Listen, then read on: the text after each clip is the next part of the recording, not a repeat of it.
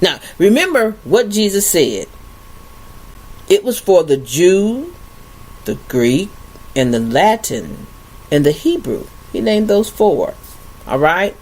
Now, if he died for them, and his crucifixion was for the Jews and the world, then why would you say neither? Okay, let's look at that. Let's look at this. Because I said it's all in the wording. 1 Corinthians 1:24. But unto them which are called, both Jews and Greeks. Wait. Where are the Hebrews? No Hebrews are called? See, it's all in the wording. You have to know what you're reading when you read it. Christ, the power of God and the wisdom of God. So now it's just Jews and Greeks. To them that are called. Galatians 2:28. There is neither Jew nor Greek. Okay, wait. Didn't I just read, but unto them which are called, both Jews and Greeks? Then we get to Galatians and he says, there is neither Jew nor Greek. There is neither bond nor free. There is neither male nor female. So there are no Jews and there are no Greeks. There are no bondmen or free men or women. There is no male nor female. So that eliminates and that erases everybody that ever existed in Jew and in Greek. Because he just said neither. Neither removes. Neither is negative. Neither is no. Then he says, for ye are all one in Christ Jesus. That makes no logical sense whatsoever. Now y'all try to make sense of this gargle. Y'all try to make sense of it because you want to prove that this Lucifer, whom said he was going to exalt himself above the Most High God, is his son. But his very own words denounce his very existence. Let's go to Colossians 3:11. Where there is neither Greek nor Jew, circumcised nor uncircumcised, barbarian, Scythian, that's another nation, another people, another group of people that aren't mentioned in the Old Testament, bond or free.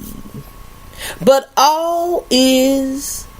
Christ is all and in all. So now you're seeing that the barbarian, that's what Christ is. Didn't he just say, listen, where there is no Greeks, no Jews, no circumcision, no uncircumcision, no barbarian, no Scythians, bond or free. But what? But Christ is all. So eliminate all that. He's a barbarian. He's a Jew. He's a Greek. He's circumcised. He's uncircumcised. He's bond. He's free. He's all of this. He is. Not them. Because when you first read that, he says neither nor. You have to know how to read. Now, you're throwing yourself in there. Oh, that means that none of them are unsaved because of Jesus. That's not what it said. He eliminated them. He eliminated everything he said and said he was all. That means he's the barbarian. He's the Greek. He's the Jew. Some of y'all will get that. Some of y'all will get it. Now, everybody knows that Lucifer, aka, came and he was crucified, right? He was nailed to the cross. Now, most of y'all don't know your God. Most of y'all don't know the Hebrew God because the Hebrew God don't deal with any blemishes, any marks, any cuttings, or any writings on anyone. Okay? So we're going to deal with this man and his being nailed, and let y'all get an understanding over how this man could never have been a sacrifice for the Most Holy. First of all, we just read, just to clarify, so y'all will know that all these heathens and all this bad stuff and bad people, he said he was all that. But y'all don't know how to read it. He said he was all these things. Now, let's take a look at John 20 and 25. The other disciples therefore said unto him, We have seen the Lord. But he said unto them, Except I shall see in his hands. That's Thomas. In his hands the print of the nails, and put my finger into the print of the nails, and thrust my hand into his side, I will not believe. Now, everybody knows the reason why this man had all this doubt, and the reason why this man said all this stuff, was because this stuff was so far-fetched. The things that he was coming and saying he was doing didn't line up with anything that the people knew or would ever take place or could ever be a part of anything dealing with God. Now, he said he was the high priest. Listen, he's the priest. This is the priest of God that's going to have all these cuts and marks and blemishes and bruises all over him. Let's see what God has to say about it. Let's go to Leviticus 22.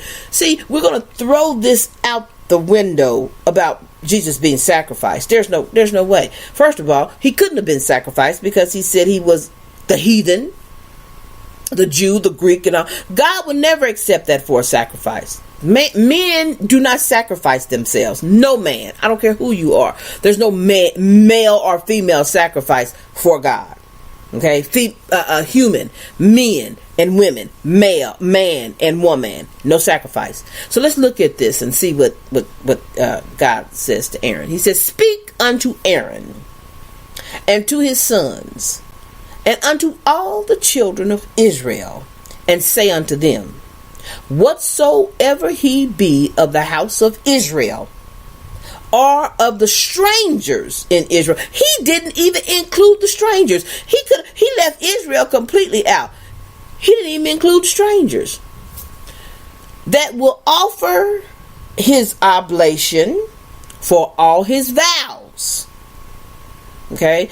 When you say something for the Lord, and you confess something out your mouth, and you swear something to God, and you're going to do something to God, you're making a vow to him, because that's you. This is your personal self. This is you giving something to the Most Holy. And for all his freewill offerings, which they will offer unto the Lord for a burnt offering, ye shall offer at your own will a male without blemish, or a beeves of the sheep, or of the goats. 20. But whatsoever hath a blemish, that shall not be offered, for it shall not be acceptable for you. Now, I've heard that these people are actually making sacrifices in this day and age, calling themselves Hebrew Israelites, and doing these moon Sabbaths, and they're making sacrifices unto the Lord. And we want to know, what sheep do you own? What cattle? What cows? What do you own? What animal do you have that you know is free of blemishes and spots and nothing's wrong with it? Because I'm sure you go getting your meat from the butcher. You don't know what you're doing. You don't know what acts you're performing before the Most High God, trying to prove points to people. Let's keep on reading. Let's keep on reading. I'm doing all this because there's so much craziness going on amongst the people right now. It's confusing so many people because people are lost. People are confused. They're finding out that this Christianity is nothing but a pack of bullshit. But then when they get out of Christianity, they running around from here or there trying to find stuff and find someone telling them the truth. And then they run into these groups and these people and these things with all these rituals and practices that they can't do because they are not priests of the Most High God. And if they were, you can't make an offering to God on a burnt offering because you don't know what you're offering. You can't do that. Nowhere does it say when Israel's in captivity, they shall be making offerings and sacrifices unto the Lord. All right, let's finish this up. There shall be no blemish therein. 22. Blind. How y'all know the animal that y'all call yourself sacrificing wasn't blind? Broken or maimed or having any wean or scurvy or scabs. Just a scab. Just an animal out there and he accidentally get a little teeny cut and it make over a scab. You can't give that to the Lord. You shall not offer these unto the Lord or make an offering by fire of them upon the altar unto the Lord. Either a bullock or a lamb that hath anything superfluous or lacking in his parts, that mayest thou offer for a free will offering, but for a vow it shall not be accepted. Okay. Ye shall not offer unto the Lord that which is bruised. Stop. Y'all know how it goes. He was bruised for your iniquity. So he was beat, y'all claim, damn near half to death. He couldn't have been offered up to the Lord. God will accept no thing that's been bruised. Do you hear me? He will, or crushed, or broken, or cut. Huh? He was cut. Didn't they say they put lashes in his back? He was all cut up. Neither shall ye make any offering thereof in your land. Neither from a stranger's hand shall ye offer the bread of your God of any of these, because their corruption is in them. Let's see what he said. What did he say over here in Colossians? But Christ is all. The barbarian, the Scythians, the Jew, the Greek, the circumcised, the uncircumcised. It's all in Christ. So he could never have been a sacrifice for you. He could never have been a sacrifice on the altar of anybody. Stick standing up in the air or altar down on the ground. Let's keep on going. I think I'm going to finish up 24. Neither shall ye make an offering thereof in the land. Neither from the stranger's hand shall ye offer the bread of your God of any of these, because their corruption is in them, and blemishes be in them. They shall not be accepted for you. Now, who came and died for you? Who came? Let's go ahead. Let's go over here to Zechariah. And see, you guys are taking people down paths that they shouldn't go. And actually, you are making it more difficult for these people in the eye of God, because God doesn't have mercy the way you see mercy. God doesn't have a system where, I didn't know. I thought I was doing the right thing. Oh, okay, honey. Come on. No, it doesn't work like that.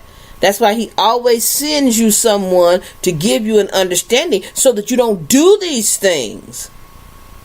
But this is to Israel. Those that are not Hebrew Israelites don't get this teaching. They can't understand what I'm saying, because that doesn't make any sense. Jesus said, and the Bible says, if you're going to accept this, you got to accept that. No, I don't. I only accept what thus the Most High God has said, and that's it. He never said a word in the New Testament. Not one. Matter of fact, he even warned you that there's nothing new under the sun. Don't prepare for nothing new to come. What I said goes from Genesis to Malachi, and that's it. It's done. The book is written. That's it. Let's read verse 1.